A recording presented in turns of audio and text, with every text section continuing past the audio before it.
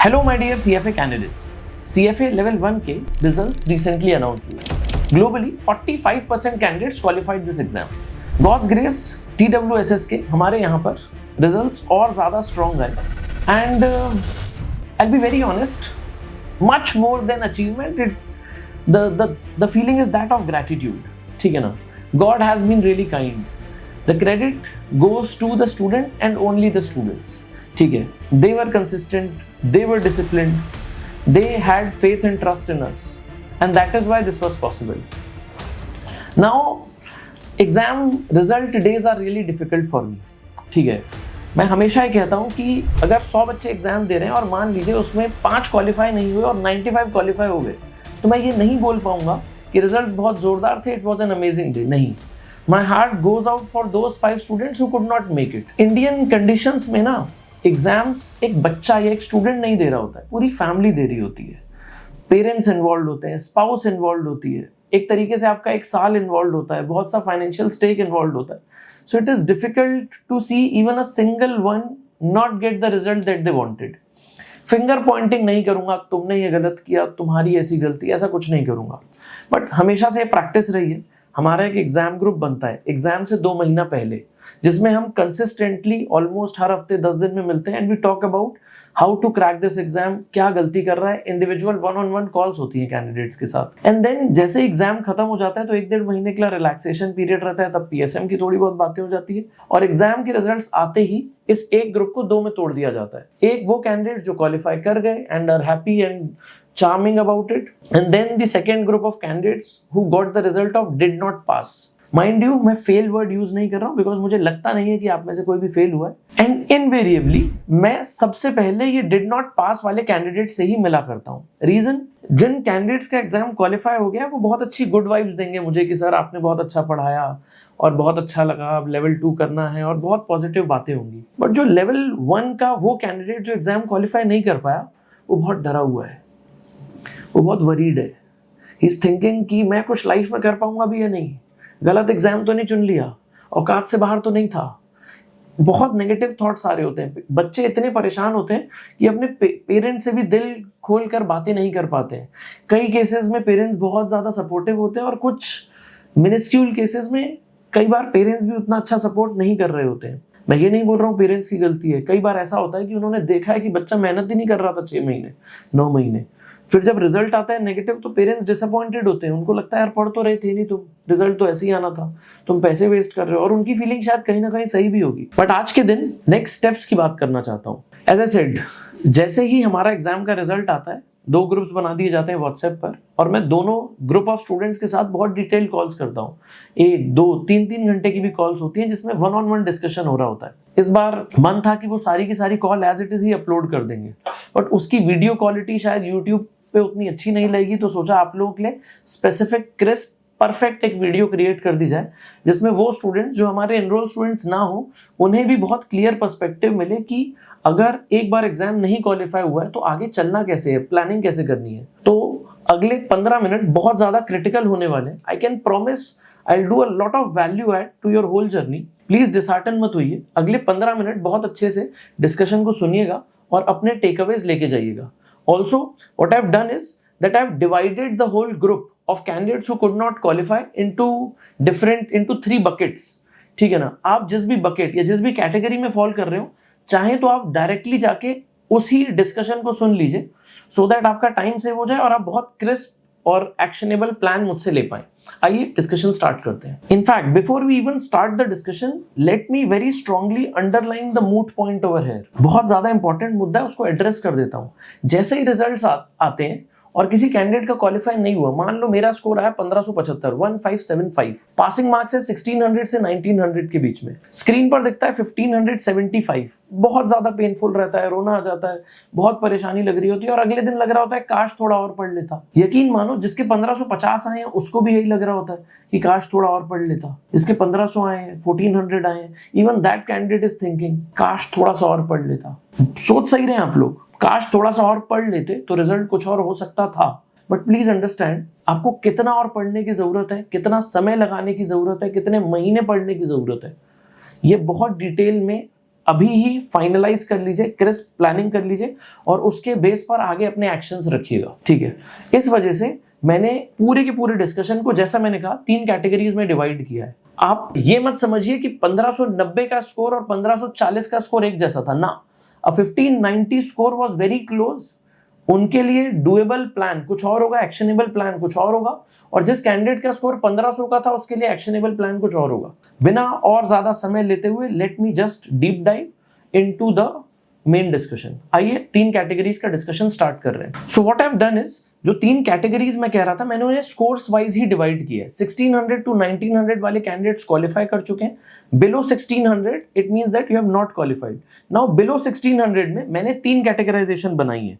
1570 to 1595 I call them in the green zone, then 1525 to 1570 I call them the yellow zone, and then below 1525 I call them the red zone। ठीक है, आप ये मत समझिएगा कि red zone के बच्चों का आगे कोई फ्यूचर नहीं है, ऑरेंज जोन वालों का ठीक ठाक फ्यूचर है और ग्रीन जोन वाले कुछ ना कुछ उखाड़ ही लेंगे। नहीं, मैं बहुत ज्यादा सिंपल तरीके से बात आपके बीच में रख दूं। हर वो स्टूडेंट, हर वो कैंडिडेट जो मेहनत करने के लिए रेडी है, someone who is ready to put his life on the line for this exam or for his career will have a solid career। आपका करियर बहुत जोरदार हो सकता है, प्रोवाइडेड आप अपनी जान मार रहे हो उसके पीछे। देखिएगा एक बार स्क्रीन पर ध्यान दीजिए। 3 कैटेगरीज में डिवाइड किया था। This is green zone, orange zone and red zone. मैं आपसे डिटेल में तीनों की तीनों कैटेगरीज के ऊपर चर्चा करूंगा, डिस्कशन करूंगा। And what I will be doing is that, मैं आपको तीनों के प्रॉब्लम एरियाज बताऊंगा, तीनों को पढ़ाई कितने समय आगे करनी चाहिए वो डिस्कस करूंगा आपसे, और उसके बाद इनके किस कैटेगरी ऑफ स्टूडेंट के लिए क्या सॉल्यूशन होगा वो डिस्कस करूंगा बहुत डिटेल में। आइए डिस्कशन स्टार्ट करते हैं। जो भी ये जोन में कैंडिडेट्स थे, ग्रीन जोन में कैंडिडेट्स थे, मतलब जिनका 1570 टू 1595 का स्कोर था, इनके साथ सिर्फ एक प्रॉब्लम हुई है, इन्होंने सब कुछ पढ़ तो लिया लेकिन शायद कहीं रिविजन्स में लैग कर गए, या सबसे ज्यादा चांस है कि प्रैक्टिस क्वेश्चंस नहीं कर पाए। अगर इनके प्रैक्टिस क्वेश्चंस डन होते, मतलब सीएफए की मॉड्यूल के एंड ऑफ करिकुलम क्वेश्चंस कर लिए होते, या सीएफए के पोर्टल के क्वेश्चंस कर लिए होते, तो रिजल्ट कुछ और हो सकता था। सीएफए के प्रीमियम पैक अटेम्प्ट कर लिए होते, रिजल्ट कुछ और हो सकता था। सीएफए प्रीमियम मॉक्स अटेम्प्ट कर लिए होते, रिजल्ट कुछ और हो सकता था। सीएफए इंस्टीट्यूट 7 प्रीमियम मॉक्स ऑफर करता है, हर मॉक के 2 हाफ होते हैं, मतलब 14 एग्जाम्स है वहां पर। अराउंड 1100 क्वेश्चंस प्रीमियम पैक में, अराउंड 1100 क्वेश्चंस सीएफए की मॉड्यूल में, अराउंड 2500 क्वेश्चंस।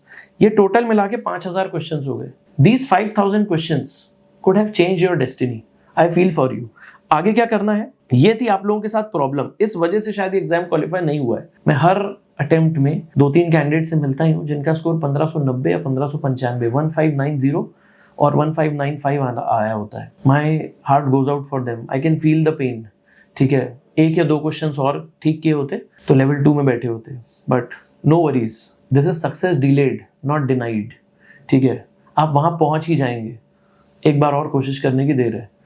सचिन को भी 22 साल लगे थे वर्ल्ड कप जीतने में, कोहली साहब को 10 साल लग गए, 15 साल लग गए अपना दूसरा वर्ल्ड कप निकालने में। तो कई बार ईश्वर, गॉड, परमात्मा आपसे ज्यादा टेस्ट ले रहा होता है। वो जस्ट ये देखना चाहते हैं how desperately you want this, और कुछ नहीं हुआ है। He is just checking your desperation. Let him know your desperation by working hard. Take inspiration from God himself, उन्हीं का आसरा लीजिए, अच्छे से पढ़ाई करिए, हो जाएगा, कोई बहुत समस्या की बात नहीं है। आपने ऑलमोस्ट हर चीज ठीक की थी, इस बार बस प्रैक्टिस क्वेश्चन से बहुत फोकस करिएगा, चीजें बन जाएंगी। ठीक है, आपके रिजल्ट में 1 या 2 बुरे सब्जेक्ट्स थे, ऑलमोस्ट हर सब्जेक्ट ठीक ठाक रहा होगा, गुड और एवरेज की कैटेगरी में रहा होगा, लेकिन 1 या 2 बुरे सब्जेक्ट्स थे, इस पे बहुत ज्यादा फोकस करना है। ठीक, आपकी रिविजन्स में प्रॉब्लम हुई थी, इसकी बात करेंगे। प्रैक्टिस क्वेश्चंस कहां से करना है वो डिस्कस कर चुका हूं। जो 1-2 सब्जेक्ट्स में प्रॉब्लम हुई थी उस पर बहुत अच्छे से फोकस करना है, that is point number 1। Next, आपको कितना समय लेना चाहिए, आपको 4 महीने का प्रिपरेशन का टाइम लेना चाहिए। ठीक है, मैं एज सच ये वीडियो बना रहा हूं फरवरी ऑफ 2026 में, बट ये जो वीडियो बन रही है this is very, what do you call, this is a very general video.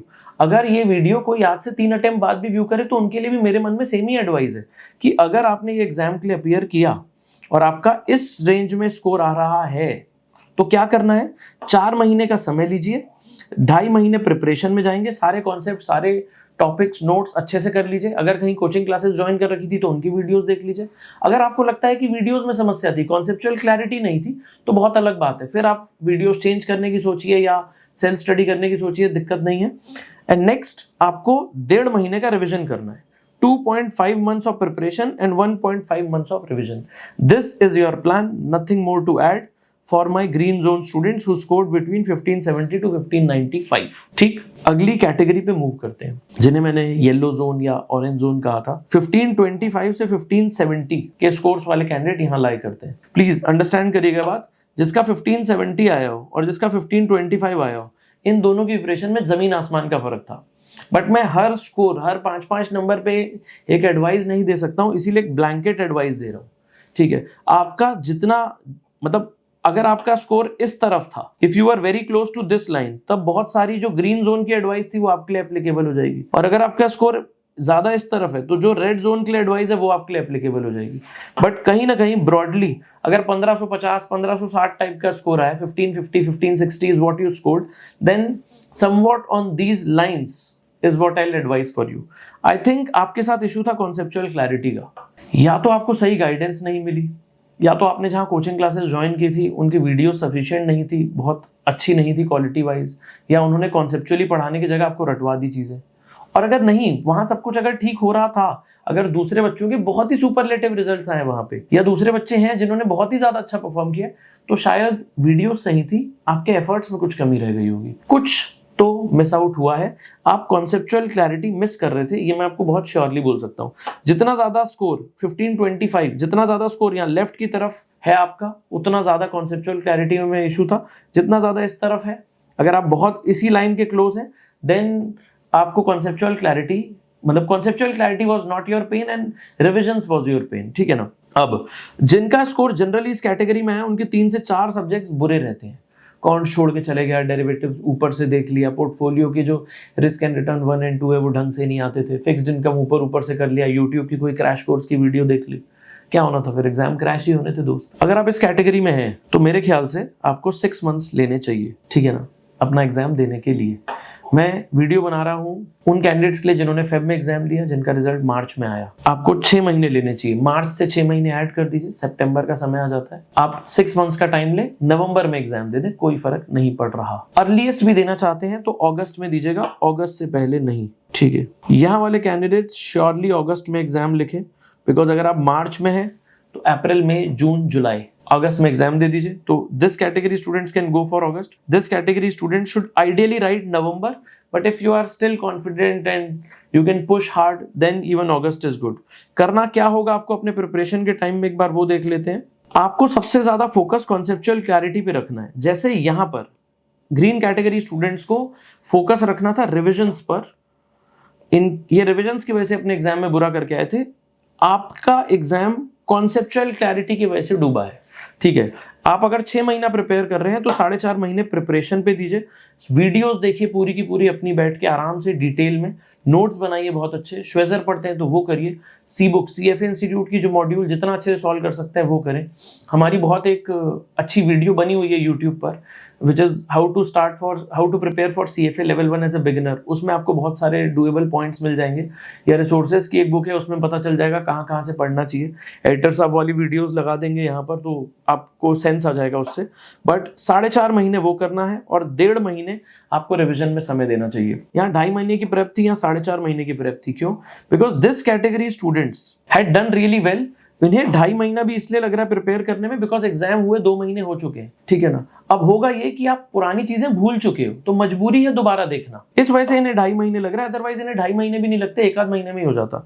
आपको आराम से बैठ के 4.5 महीने लगाकर कोर्स कंप्लीट करना चाहिए। 10 सब्जेक्ट से हर महीने 2-2, 2.5 सब्जेक्ट करोगे, अगले 4-5 महीने में कोर्स डन हो जाएगा, और 1.5 महीने का revision and you are good to go boss. ठीक, I am moving to the next category of students now.